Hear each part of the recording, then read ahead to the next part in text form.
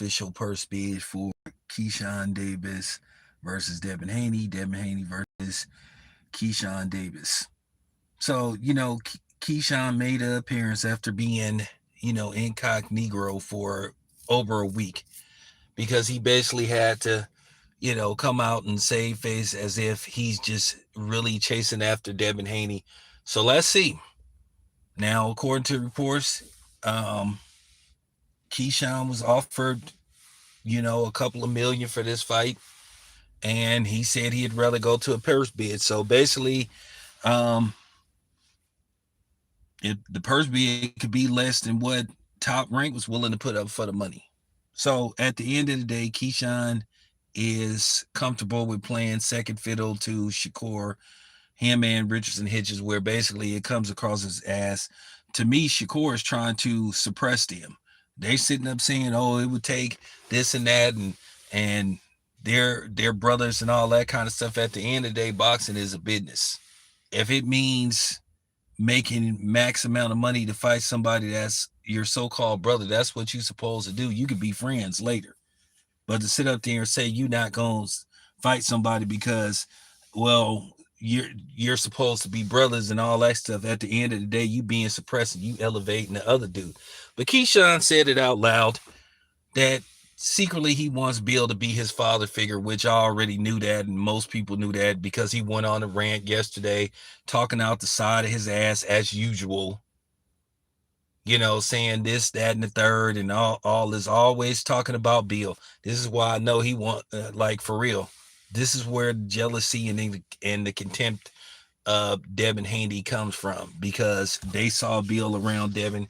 Keyshawn said he didn't really have a father around him, and neither did Richardson Hitchens. So that's why they always bringing up Bill, because to me, they secretly act like they want Bill to adopt him and stuff.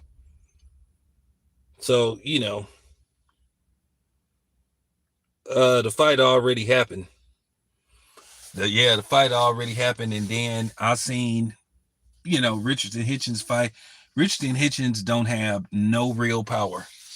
This is a dude talking about Devin Haney. Dude, you got 8 knockouts. You got 2 more knockouts, I think, than Paulie Malignaggi. But you talking about Devin ain't got no power and all this kind of stuff. Because, like I said, the reason why they bring up Bill, because they obsessed with Bill. While Devin is sitting up here getting prepped, getting ready for whoever is, next for him, Keyshawn is having a rant, throwing a temper tantrum, and his lightheaded, clueless fans are buying into this stuff, talking about that they sending you DMs. They supposed to be sending you DMs trying to make this fight.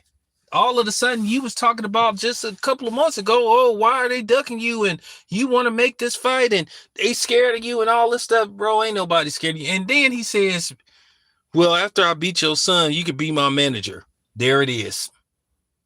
There it is. So you want a dude to be your manager that you've been talking crazy about. That's all it come down to. They want to be down. They want to be down, but they don't know how to go about it. And I wonder how Jay Prince feels about you asking somebody to be your manager, promoter, and you currently with Jay Prince. Okay. Enough said. Enough said. But I've been telling you this. And Keyshawn, to a certain degree, he's showing how mentally weak he is.